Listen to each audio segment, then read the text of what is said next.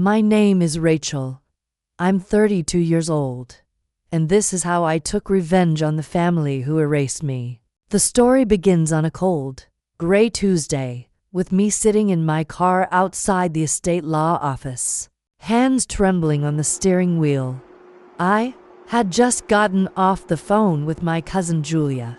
Her voice dripped with that same fake sweetness she'd always used when she was twisting the knife. You don't need to come to the will reading. There's nothing for you. I sat there for a long time, staring at the dashboard, trying to decide if I should believe her. And for a moment, a brief, crushing moment, I did. I nearly drove away, thinking, why would this time be any different? But something inside me, that quiet, stubborn part that had learned to survive their cruelty, told me to go inside anyway. So I did. I walked through those polished glass doors in the same second-hand coat they used to whisper about behind my back, the one I'd worn to every family gathering where I was barely acknowledged. I took my seat at the long oak table, surrounded by aunts, uncles, cousins, all of them draped in pearls and polished smiles, not even bothering to hide their smirks when they saw me. Then the lawyer opened the folder and began to read the will. I watched as each of their faces shifted, slow and stunned. My heart beat so hard I thought I might pass out, because when the lawyer finished, every jaw in the room had dropped, and mine was the only name listed. Every property, every account, every single cent. I was the sole heir, and the rest of them, not even mentioned. They looked at me like they were seeing a ghost, but I was done haunting the edges of this family.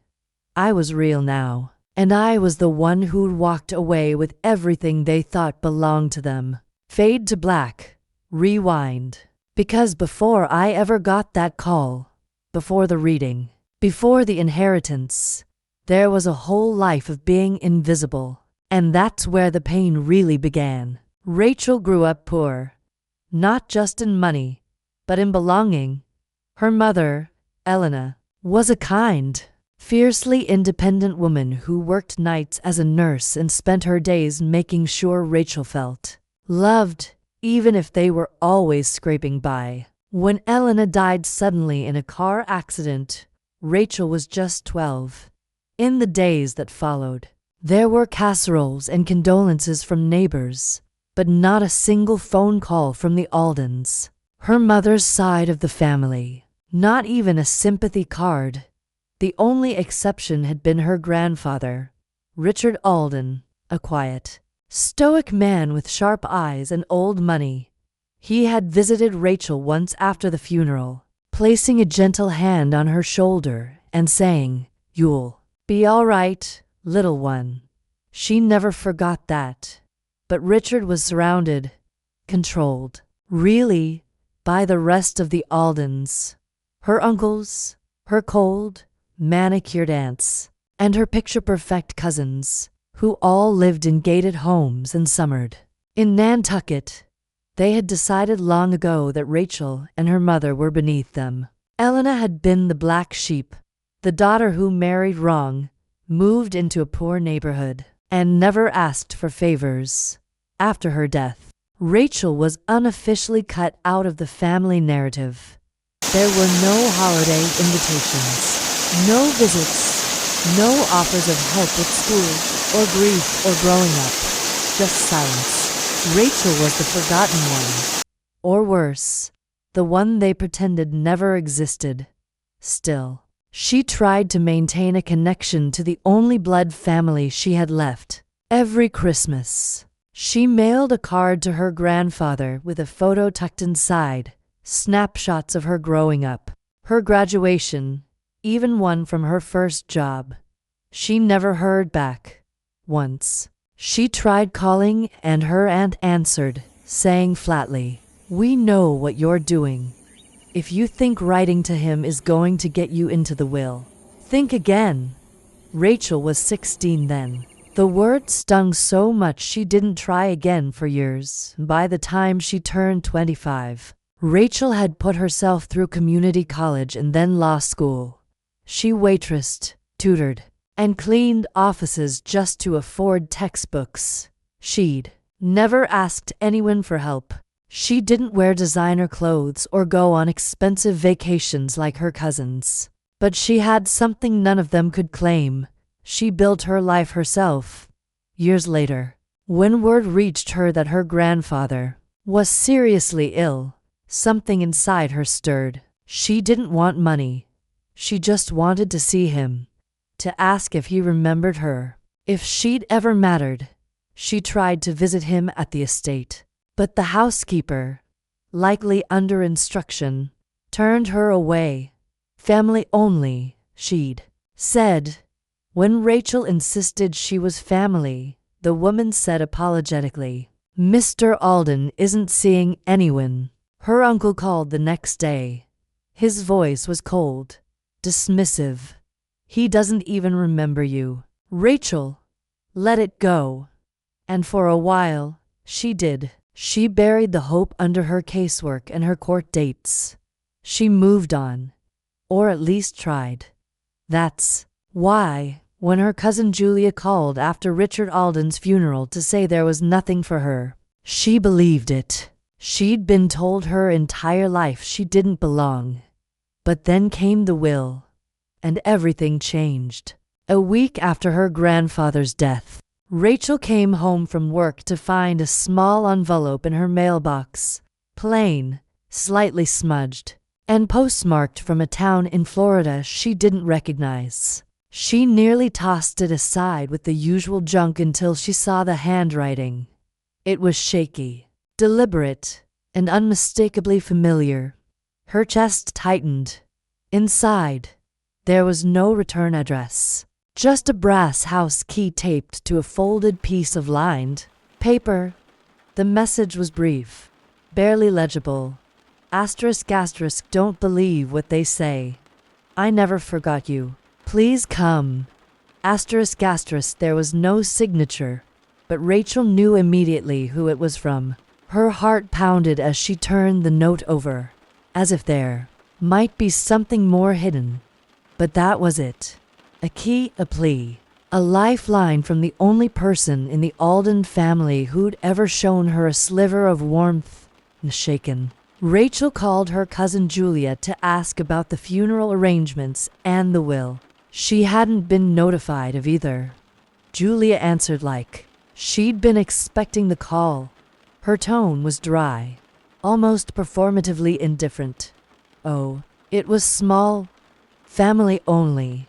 Honestly, we didn't think you'd want to come. And there's nothing for you in the will. Everything went to my dad. You know how close he and Grandpa were." Rachel stayed quiet, her mind reeling. Julia continued, "Look, not to be rude, but showing up would be kind of awkward. I mean, no offense, but it's not like Grandpa even remembered you at the end." Click. That was the moment something inside Rachel shifted. Not shattered, not broke, but turned cold and razor sharp. The casual cruelty, the smug confidence, the way they erased her again, like she was some embarrassing rumor instead of blood. She didn't cry. She packed a bag. On the day of the will reading, Rachel walked into the polished downtown law office in a thrifted black blazer and scuffed boots. Her coat, the one her cousins had mocked years ago, hung heavy on her shoulders, but she held her head high. The receptionist blinked at her with surprise, but the lawyer, Mr. Greer, lit up when he saw her. "Ms. Alden," he said, offering his hand. "I'm so glad you came." Inside the wood-paneled conference room, Rachel was met with a wave of stunned faces. Her uncles, aunts, and cousins sat in designer coats, clinking glasses, making quiet jokes. Until they saw her, the room fell. Still, Rachel, one aunt muttered, Like seeing a ghost, Julia stiffened in her chair. Before anyone could protest, Mr. Greer took his seat and began reading the will at first. It was standard acknowledgments, boilerplate language. Then, his voice shifted. 2 months prior to his death, Mr. Richard Alden amended his estate plan. This supersedes all previous versions. Chairs creaked. Someone coughed. Greer continued. I, Richard Samuel Alden, leave the entirety of my estate, including all liquid assets, properties, trusts, and personal effects, to my granddaughter, Rachel Lynn Alden. Gasps. One uncle cursed under his breath. Julia sat frozen, mouth slightly open. The will continued, detailing the assets: a seaside home in Florida, a downtown Boston condo, a lifetime collection of investments, and his prized law library. All of it to Rachel. No trusts for the cousins.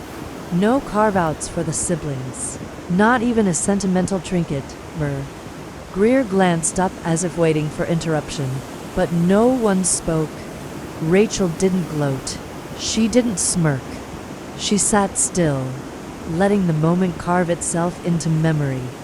For years, they made her feel like nothing, but her grandfather saw her, and in the end, he made damn sure she couldn't be ignored. The backlash came fast. Days after the will reading, Rachel's name began trending, not in celebration, but in scandal. Her relatives filed a lawsuit accusing her of elder abuse and undue influence. Her cousin Julia posted passive-aggressive rants on social media about gold diggers and manipulated outsiders. One uncle gave an interview to a local tabloid, calling Rachel a forgotten granddaughter who reappeared for the money. Rachel watched the storm unfold with a strange, distant calm, but inside, she was breaking. She hadn't asked for any of this. All she ever wanted was to belong, to be seen, to be loved by the family that cast her out. But now, instead of love, she was their target, and they weren't just trying to smear her name. They were trying to erase her all over again. That's when she discovered the truth. They had been doing it for years. With her attorney friend Margot, a fierce, unflinching litigator she met in law school, Rachel started pulling financial records. She learned that after her grandfather's first stroke, her cousins moved swiftly. Julia got herself added to his checking account. Her uncle forged signatures on property documents. One cousin, Kyle, had moved into the beach house without a lease or even permission. They drained over $300,000 from his accounts under the guise of caregiving. And Rachel? She wasn't even told he'd been hospitalized. The deeper she dug, the more betrayed she felt, not just on her own behalf, but on her grandfather's. He hadn't been the cold man she was told about. He'd been lonely, controlled. One night, alone in the estate library, Rachel found a box of her grandfather's belongings. Inside, a small leather-bound journal. She opened it with shaking hands, scanning the pages. Daily notes, medication logs, idle thoughts. And then she found it. * Rachel called today. I cried after she hung up. I miss her. I should have tried harder. * Her breath hitched. She clutched the journal to her chest and sobbed. All this time, she thought he'd forgotten her, that she wasn't wanted. But the truth was, he had been reaching out, and her silence, her absence, it hadn't been indifference, it had been survival. Now she understood. This inheritance wasn't just money. It was his final act of protection, so she chose to honor it. Not with rage, but with resolve. Margot helped her file counterclaims. They compiled timelines, collected evidence, built a case that would hold up in court. Rachel took control of the narrative, staying quiet in public but relentless behind the scenes. Emotionally, though, the war was messier. She found herself dreaming about Christmas as a child, watching her cousins open gifts while she sat quietly in the corner. She remembered being left out of family photos, being told, "You're just from the other side of the family." She found an old voicemail from her grandfather, left on her birthday 5 years earlier.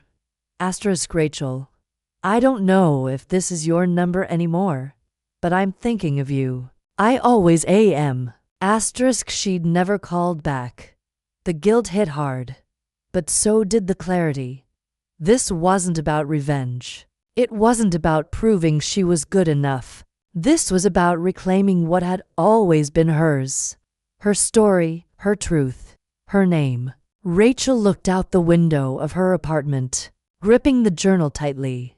She whispered, "I see you now, and I won't let them bury you, or me." Then she turned back to the stacks of evidence on her desk and got back to work.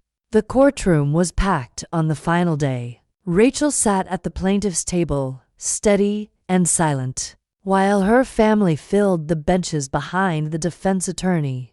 Julia avoided eye contact, her usual smugness replaced by tight panic. The judge, a sharp-eyed woman with little patience for theatrics, called the session to order. What followed wasn't just legal. It was personal vindication. Rachel's attorney presented documents unearthed during the probate discovery. Forged signatures on power of attorney forms, suspicious wire transfers, checks written from her grandfather's account long after he was allegedly too ill to remember her. The sum total? Over $300,000 siphoned from Richard Alden's finances in the last year of his life. Then came the damning piece, a deposition from his former caregiver, stating that Julia and another cousin had isolated him, manipulated medications, and kept visitors away, including Rachel, who had tried repeatedly to see him. The room buzzed. Her relatives fidgeted. One uncle whispered angrily into his lawyer's ear. The judge's gavel struck twice. Then came the ruling. Power of attorney revoked. Forgeries confirmed. Civil fraud upheld. Rachel would retain the entire inheritance. Every asset, every account, every deed, and the kicker. The judge ordered restitution. Every penny they had stolen had to be repaid, with interest. Two cousins were referred for criminal investigation. Rachel didn't smile. Not yet. A week later, she arrived at the beach house, the quiet seaside escape her grandfather had loved most. Her cousin Julia had been living there since his death, squatting without a lease. But the locks had been changed. Movers had already arrived. Rachel stood at the edge of the driveway as Julia's designer suitcases were set gently on the curb. No shouting, no scene, just the cold dignity of consequences. Rachel stepped inside, her heels clicking softly on the hardwood floors. She slipped them off and walked barefoot through the halls, breathing in salt air. Sun catching on the windows. Laughter rose in her chest, tangled with tears. She passed through the sunroom, the living area, the kitchen, then paused in front of a narrow wooden door. The study dotted smelled like old paper and lemon oil. Light filtered through linen curtains. Bookshelves lined the walls, and there, on the desk beneath a paperweight, a framed photograph. Dusty and yellowing dotted was her. Age 7, smiling in pigtails, missing a front tooth. Her grandfather's handwriting on the back. Rachel, my brightest light. She held it to her chest. He remembered. Rachel doesn't gloat, she builds. In the weeks after the court ruling, she retreats from the chaos and focus shifts inward. With the weight of the legal battle lifted, she begins the quiet work of healing. She uses a portion of the inheritance to establish a scholarship fund in her mother's name, specifically for kids who've lost a parent young. For the ones who had to grow up too fast, she writes in the mission statement. Then she works with Margot to fund a legal aid clinic that specializes in protecting elderly people from financial abuse, the kind her grandfather suffered in silence. It doesn't undo the past, but it makes the future safer for someone else. She changes her last name, legally and proudly, to Alden, not to belong to the family that rejected her, but to reclaim what was always hers, not theirs. Hers as. News of the ruling spreads through extended circles. Something surprising happens. Rachel begins receiving letters, handwritten ones, long emails, even a phone call from a second cousin she didn't know existed. Some say they always suspected things weren't right. Others offer quiet apologies. A few just say they're proud of her, that she did something they never could. Rachel doesn't need their approval, but the messages still move her, not because they validate her, but because they remind her that truth always echoes louder than silence, even if it takes time. She moves into the beach house, not with a parade, but with a box of books, a few framed photos, and her mother's favorite quilt. She paints the walls soft earth tones, fills the space with music and sun. She builds a small reading nook in the study, and keeps her grandfather's journal tucked between two law books on the shelf. Some nights she sits on the porch with a glass of wine and just listens to the ocean. It doesn't feel like stolen property. It feels like home. Forgiveness doesn't come all at once, but it starts to trickle in. She forgives her grandfather for not fighting harder. She forgives herself for believing she wasn't enough. Slowly, piece by piece, she begins to see herself not as someone who was erased, but someone who rewrote the ending. On her desk, she frames one line from his journal. Asterisk, I miss her. I should have tried harder. Asterisk, and underneath it, in her handwriting, asterisk, so I did. Asterisk, Rachel stands barefoot in the garden her grandfather once tended, the late afternoon sun casting long golden lines across the soil. Lavender and rosemary brush against her calves as she walks the familiar rows, hands trailing along the plants he once planted with care. She closes her eyes and breathes it in, the earth, the salt air, the quiet peace of something that finally belongs. For years, she says softly, I thought I had no one, that maybe I was unworthy of love or family, that something in me was broken, too plain, too quiet, too different to matter. Her voice steadies, but the truth is, I wasn't broken. I was just hidden, pushed aside because I made them uncomfortable. I didn't fit their image. I wasn't polished, or rich, or obedient, but I was real. I was his granddaughter. She walks back toward the house, the wind tugging gently at her sweater. Inside, on the mantel, sits the original will, and a note folded beside it. The final line in her grandfather's own shaky handwriting, asterisk, to Rachel, the only one who ever tried to know me. Asterisk, tears prick her eyes, but she doesn't let them fall. Instead, she smiles, not because everything is fixed, but because she finally understands that it doesn't have to be. Some scars stay, some families stay broken, but that doesn't mean asterisk she asterisk is.